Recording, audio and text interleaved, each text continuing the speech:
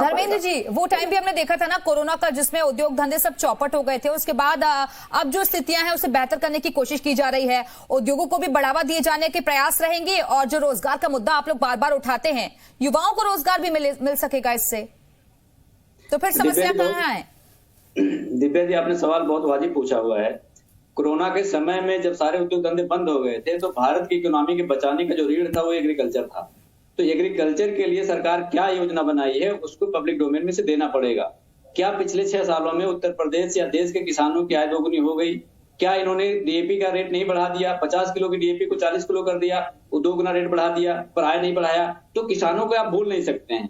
दूसरी बात, जो आप स्किल की बात कर रहे हैं, स्किल बढ़ेगा तो ठीक बात है। और जो आपके अभी एक्सपर्ट कह रहे थे कि एजुकेशन सेक्टर में क्या स्थिति होगी, एजुकेशन सेक्टर की स्थिति पूरे देश में किसी से अछूती नहीं है। मैं चूंकि विश्वविद्यालय में पढ़ाता हूं, इसलिए मुझे पूरी अच्छे से जानकारी है।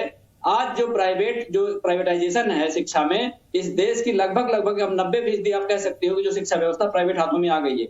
उससे हुआ क्या है कि जो मिडिल क्लास है, लोअर मिडिल क्लास है, उसकी इनकम में कोई इजाफा नहीं हुआ है, लेकिन जो एजुकेशन पे खर्चे हैं वो लगभग 2 से 3-4 गुना बढ़ गए हैं। चाहे स्कूल के फीस की बात कर लो, चाहे कॉलेज की फीस की बात कर लो, चाहे विश्वविद्यालय की फीस की बात कर लो, चाहे टेक्निकल संस्थानों की बात कर लो, चाहे मेडिकल कॉलेज की फीस की बात कर लो। ये जो शिक्षा है वो गरीबों के पहुंच से काफी दूर है, वो गैप बढ़ गया है। और भारतीय जनता पार्टी पूंजीपतियों को ला करके इस गैप को और बढ़ाने का प्रयास करती है। जैसे मैं कह रहा हूं कि अगर टेक्निकल में कोई बड़ा पूंजीपति आता है तो अपनी बड़ी यूनिवर्सिटी लगाएगा, तो जब बड़ी यूनिवर्सिटी लगा देगा तो जो छोटे छोटे कॉलेज या यूनिवर्सिटी है वो बंद होने का कगार पे हो जाएंगी, और उससे भारत का या देश का विकास नहीं होगा।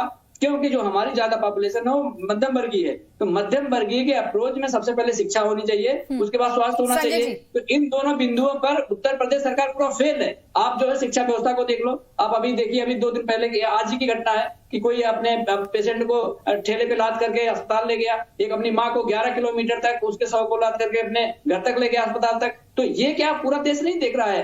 आज दुनिया सिमट गई है। कभी योगी जी को ये लगता होगा कि दुनिया में व्यवस्थाओं में सुधार की जरूरत है, सिमट गई है, उसको ध्यान देने की आवश्यकता है, लेकिन उस पर बात नहीं करेंगे। जब आप स्वास्थ्य की बात करेंगे तो विदेश जाने की बात करेंगे, शिक्षा की बात करेंगे, ग्लोबल इन्वेस्टर समिट की बात करेंगे,